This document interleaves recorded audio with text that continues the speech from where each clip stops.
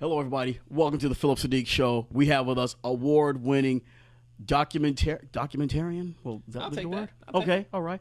Sundance Film Festival, Full Frame Documentary Film Festival.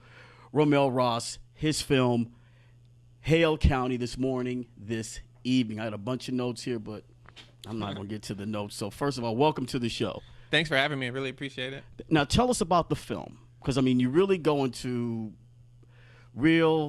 a slice of American life, specifically Black life. Yeah. It's a tough film to describe, and so I typically talk about the film as being a visual exploration of the historic South through the lives of Daniel Collins and Quincy Bryant. And so then someone's like, "What do you mean?" Then I'm like, "Okay, now we can go to the next point." It explores the idea of what moments are used to represent someone in the film and how that sort of shaped the way that, in some sense, a large part of America, including the Black population, understand what it means to be a Black person. Right, and especially from the Southern perspective, because even though we're Black folks, Yeah. you know, South is a little different from the North perspective. So a lot of folks will see there's certain scenes in there. I'm going to jump ahead. There's burning of the tires. Yeah. That framing of that shot, I'm looking, is like, look at the rainbow, look at all that stuff. Other people might say, man, why are they doing that? The environment, da-da-da-da. But that's the people where they are. Yeah. Yeah, that's literally what life is composed of. You burn the tires, you throw the trash on the ground here, someone comes and picks it up. It's just, there's a different method of going through the world and participating in like your community and your environment. And part of it is, you know, they don't have trash pickup for these big things, so people just burn everything. You burn everything. Yes. You know, and that's, you smell it and then it's done. Right. You know? Photography. You're award-winning photographer now. Moving to film, what was the inspiration, the driving force from moving to that one snapshot to the moving picture? Because I've seen some photo work, man. It's on point. Thank you. Yeah, it was a real intuitive, you know, switch. Or, I mean, I still take photos, but to sort of add that to expressionistic desire, I think was because when you're trying to say something, while all my work is not saying something specific, you know that there's a certain limit to what you're conveying or what you're sort of expressing. And I think I had reached that limit with some of the ideas with photography, and kind of felt that if the moments that I had made that were snapshots were extended, you know, in before and after, there would just be so much more participation and communication with the viewer. Right. Now, you follow two people specifically. Let's talk about those two people. Yeah, one is Daniel Collins. I met him when he had just graduated from Greensboro High School. And the other was Quincy Bryant, who I taught when I worked at the Youth Build program at this organization called Hero. And so, yeah, I knew both those fellows for 3 years before we started shooting. They were just kind of the ones that I connected with mostly, you know, Daniel's a hooper, I was a hooper. Quincy was a goofball, I was a goofball. And so those are my guys, you know? Right. Now, to get everybody else in the film, you have to develop some type of trust. Yeah. Because people think an outside carpetbaggers coming in to do all this stuff. You develop the trust with those two, but how did that spread out to get the rest of the people to say, okay, I want to be in this film, tell my story? You know, it was effortless because I was teaching in the community. And so the organization I worked for was helping youth ages 16 to 24 who had dropped out of high school, the local high school, get back into school, get their GED, or get some career development training, work on their resumes. So every student that was potentially going to drop out, I talked with them. Every student that had dropped out came through my program.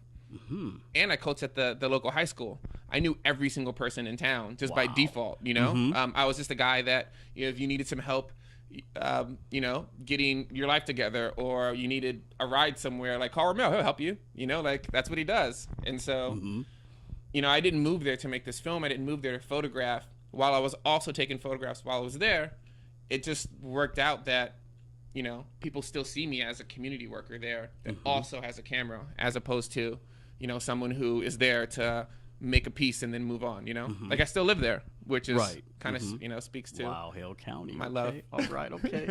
Let's talk about, there's another scene in there where they're frying fish. Yeah. I knew what it was. I was like, those are catfish nuggets down there. And then you go later into a lady and her story of working in the catfish plant for 20 years. Yeah. Let's talk about her and her little grandbaby, I think, or her little baby she was talking about. What's your name? Yeah, that was one of my favorite scenes. Yeah. While I was shooting that in my head, I was like, "Mary, you acting a fool, Mary. Come on, just badgering this little girl." But that's it's like part of the maturation process.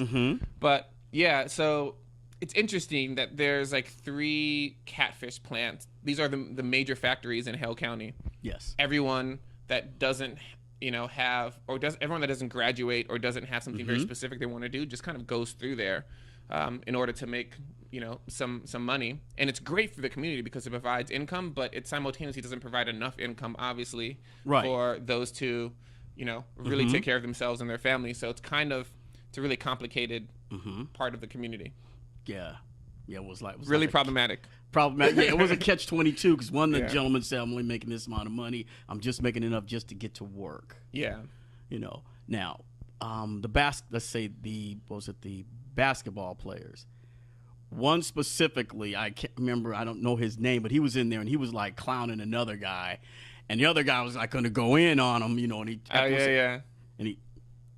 So was that guy just acting? That's how he just really is. He's just like the basketball, the Draymond Green of the team. The Draymond Green. What a guy.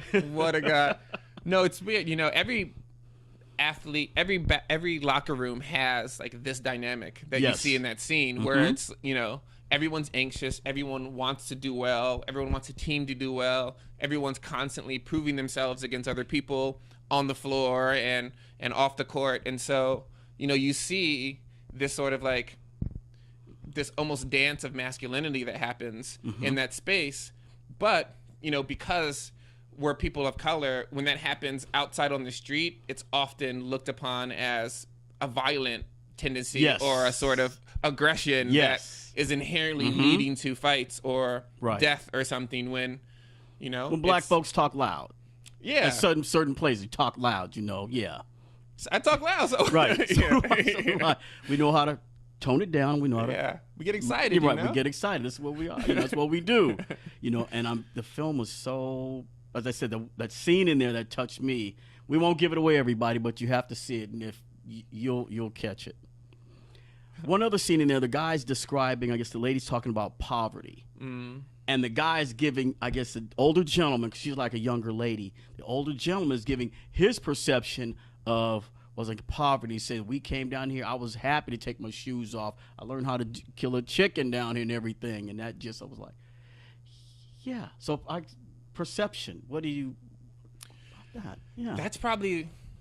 I think the crux of the film is like dealing with perception. In this case, in the classroom, it's arguably the most complicated point in which, like, literally, what is poverty? We look at a lot of countries across the world who are dealing with a poverty that we can't even fathom, but also within the U.S., there's poverty in their cities compared to the middle class or the blue collar life or the that is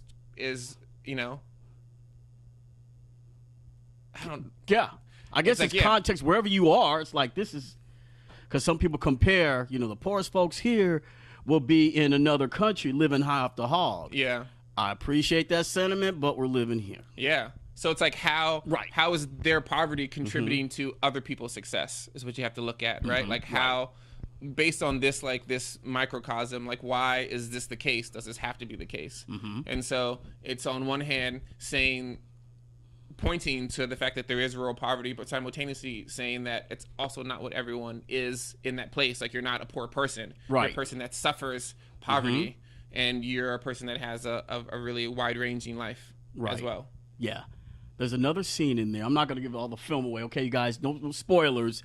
But there's a scene in there that just, like, stopped me in my tracks. Another one. You're driving up the road, looks like to this mansion. And all of a sudden, a black and white image comes in, and I'm like, whoa, wow, what? That's crazy, right? Right. Yeah. Okay. I mean, in the editing room when like that came together, that was like, that speaks to it. It speaks to the fact that black folks are known before we're known. Like, what does that mean? Most people in the world, specifically in the U.S., that aren't people of color, that aren't black, their relationship to black people is not in person. Maybe someone at the store, maybe someone in their office. There's no intimacy there. Their relationship is media. That's where they see the most. That's where they hear the most. That's where they feel the most. So right. And so we have something called cinema, photography, that's tied with racism, that has literally replaced actual experience of a culture of people. And the consequences of that are the policies that the conservatives believe are helpful, you know, because they don't know. They're just like thinking and stuff. And so there's a visual story. And what's that visual story? That's kind of what that image was getting at. Yeah, it is a little shocking. It's definitely jarring. If you think about it, it's an image that makes you think a little deeper. So, okay, I wonder why he did this. And then you look at the broader pictures like, whoa, wow. Yeah. Really? Seriously? Yeah, right? Yes. That's seriously how it is. You're just like, these levels, you're just like, wait, what? Yeah. Yeah. I mean, I agree with you. It's like if you don't meet a person, all you're being fed is this image. Well, when you first see a live person, your first, I've only seen them as crooks and thieves and everything else. And what they're going to do to me? Just say hi. I mean, today I'll say, how are you doing it? Just saying hi. I'm just saying hi. I'm just saying because I'm just saying hi. I'm the kind of person I am, But yeah, your film says so much. Now, the people in the film, how did they feel when they first saw themselves at the finished product? And how did that make you feel when you I'm done editing? I got it. Let me show them. I was nervous because there's two. You nervous? Don't seem like it at all. No, but there's some moving moments for them, you know? Yes. I think the most interesting thing about this process for them was that, and I said this before, but it's like they were shown a diary of moments that they forgot that they had. Wow. Shown in a way that they would never have imagined, but also put in a space where they're watching Denzel Washington and they're watching Spike Lee films, and like all of a sudden that's them out of nowhere, because filming 5 years with a really small DSLR camera, at some point in time we're not really making a film, we're just hanging out. Like we were just hanging out. Right. Yes. How is this little camera going to translate? That's not the case. And because they live where they live, they have their relationship to media, but they're not so in touch with the film industry and film festivals and distribution and stuff. And so, I know that both of them were moved, greatly moved, and I think that was probably the most rewarding experience of it so far, aside from actually participating in their lives.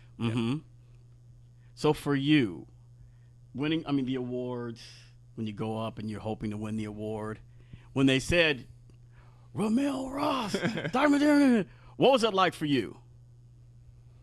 Take us back to that moment when you sit, if you were sitting or standing, how it was. Well, it's weird. It wasn't like winning the lottery where you like jump up and you're like, oh my God, I can't believe it's that unlikely. It's more trying to, because like to me, being privileged enough to be in the financial position I have, to come from a middle class home, to be able to spend 5 years making a piece of art is like a really not only a place of extreme privilege, but it's also an honor and something I take very seriously. And so when they call my name, I'm like, okay, I have a stage. What am I going to say? Not, I can't believe this happened. Like, this is unbelievable. Like, oh my God. Like, I was nominated for the award, so I can believe that it happened. Right. And so, and I'm not like demeaning the genuine surprise that happens when you win these things, because it is pretty incredible. But to me, like, there's certain things that I'm interested in having people know. And one is that, which I said, is that, the language of photography and film has for too long excluded black subjectivity, And most people, we've thought of this. Most people haven't thought of that, specifically white folks. And so when you say that on that stage, that like sits with them. Mm-hmm. And I'm interested in, I was like really interested in making sure that I said that amongst the other rambling. Mm-hmm. Yeah. It's funny. I mean, I don't know if all the things are coalescing. I don't know if it's the zeitgeist now, because what was her name? My mom watches this show, Grey's Anatomy, and one of the head doctors, she was in with these actresses and talking about, doing interviews and working in the industry. And she said, look, when I walk through here, she says, I don't see anybody that's, quote, almost like real life. I need to see more people that I run into that I have in my life. It's all, it's all lighter shades. Yeah. And people were, and Gabrielle Union was there. She was like, I didn't want to say it. And then she said we have to be allies to make sure this changes. Yeah. I mean, even the whole industry needs a little other stuff. Yeah. A little other stuff to go in there. A little more, little bit of, what would you say? A little salt, pepper, or something. What would you call Je it? ne sais quoi. Yeah, I don't know. just a little bit. Now, your documentary, where have you traveled? Have you been to Switzerland? Oh yeah, I was in Switzerland. Yeah, at the Bill de Roche festival. I'm sure I'm pronouncing it really bad. Yeah. So many places, like, Mexico City, Switzerland. We were in Amsterdam. Just got back from Amsterdam. Denmark. Okay, Amsterdam. Is it true what they say about Amsterdam? Everything is true. Oh, I gotta Wait, get did my I say ticket. that into the mic? Oh, I gotta get my ticket. It is a party city. Yeah. Fortunately, I had too much work to party because, Good. I would have missed my plane. Good. I would just, who knows Good. if I would have woken up. But, good. you get the feeling that, people come here to have a good time. And it does have a culture of its own. So it's Yes. not only that, coming as a foreigner coming in, it's a place that but there's tons of people that live normal lives and have like very substantial things. Now, how was your film received from these other different cultures and different places? How was the film received? Yeah, it's a really good question. Always different. I think most people are interested in, I think people are genuinely confused as to how the film connected with them despite not being able to articulate what the film was even about. You know what I mean? And so they kind of go through this confrontation with banal images of people of color, of black folk. That they've been conditioned To see differently. To see, yes. Yeah. And there's something that they're getting that they haven't got before, arguably, and they don't know why. They don't know kind of what's up. They don't necessarily have the language for it. And I think what's interesting is that because the image of black folks across the world is one of being shot as the other, mostly by white folks, there's this sort of inherent universality of the film in which you don't necessarily need to know about Southern slavery or the transatlantic slave trade. Yes. Everyone is conditioned with the same sort of Western gaze of image making. And so I think that's something that also connects with those international audiences. Yeah, I'm sure it would. I'm certain it would. I mean, it's a wonderful film. I mean, but you're gonna hang out with Danny Glover. Yeah, I know. Yeah, he helped me make the film. He's a nice little guy. bit. Now, meeting Danny Glover for the first time, have you followed his filmography? Did you get like kind of starstruck, or just like, okay, Danny, how's it going, brother? How you doing? Let's get this thing done. I wish I knew all the films that he's been in. I've seen a bunch of them. I was a huge fan before. Him and his business partner Jocelyn Barnes decided to help me make the film. But yeah, he's one of those guys that is capable of sitting down and just through the whimsical dropping about 15 minutes of statistical facts about X, Y, or Z state or this sort of the Louisiana Purchase, but then simultaneously talk about the banal or the mundanity of his life. And so he's like such an actual force of a person that you don't even get starstruck. You're just kind of like, you're actually there to learn in some sense. And you're like, you're willing to just always give, Yes. I don't know. It's really tough to explain, Yeah. I would probably shake his hand. Yeah. Danny? Yeah. Because his work is long as it is deep. Yeah. I mean, and he doesn't sit on his celebrity, and that's fine. Well, other people want to do that. That's okay. Yeah. But a lot of us taking a different path. We're going to speak up. We have the microphone now. Yeah. He's we an have the activist. stage, right? Yeah. We have the stage. This is what we do. Yeah. So what's next for you? Well, we just finished a short film that we submitted to some festivals. Hopefully we get in. It's also in Hale County in Greensboro, so it has a little bit of the same sort of aesthetic and feel, but it's a completely different type of film. And then have some other projects planned, but Right. On the hush. Yeah. I understand. I'm patient though, I'm in no rush. Of course. Ramell Ross, everybody. Hale County this morning, this evening. When you get a chance to see it, go out, support it, go see it. I'm telling you, it's a slice of life you don't see. And it may make you think about how you perceive certain people. Because everybody's not the same. So, but dude, thank you for being on the show. No, thanks for having me. Thank you.